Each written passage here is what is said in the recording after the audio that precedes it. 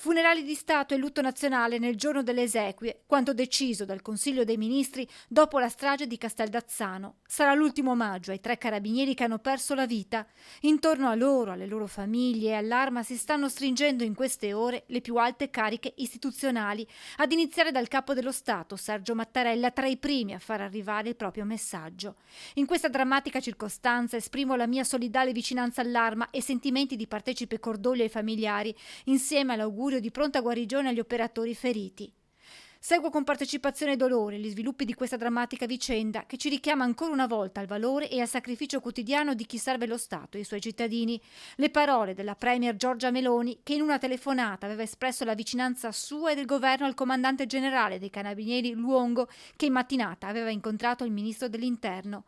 È una grande tragedia, questo, aveva detto Piantedosi, è il momento del dolore. Si è trattata di un'operazione curata nel dettaglio. Ciò nonostante, era inimmaginabile ci potesse essere un livello di aggressività di questo tipo. Vicinanza e cordoglio anche dal Presidente della Camera, Lorenzo Fontana. È profonda, dice, la gratitudine che dobbiamo a chi, affrontando enormi rischi, tutela i cittadini e la legalità. E del Senato, Ignazio La Russa, che si stringe alle famiglie delle vittime e augura una pronta guarigione ai feriti. Dalla politica nazionale a quella regionale il tenore dei messaggi non cambia. Queste 3 morti rappresentano una ferita profonda per il Veneto e per l'Italia, ha scritto in una nota il presidente Luca Zaia, che ha decretato 3 giorni di lutto regionale, oltre ad un'ulteriore giornata in occasione dei funerali. Quanto accaduto è inaccettabile, chi serve lo Stato non può morire così, serve un impegno delle istituzioni a tutti i livelli, le parole del candidato presidente per il centrodestra Alberto Stefani.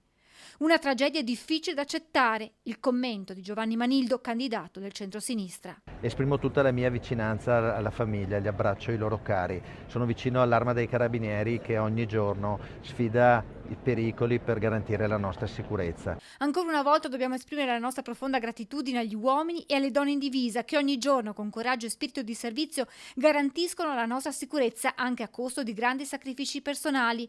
Le parole del senatore Andrea Martella, segretario regionale del Partito Democratico del Veneto. Un dramma inaccettabile anche per come si è concretizzato e restiamo in attesa degli accertamenti su eventuali responsabilità.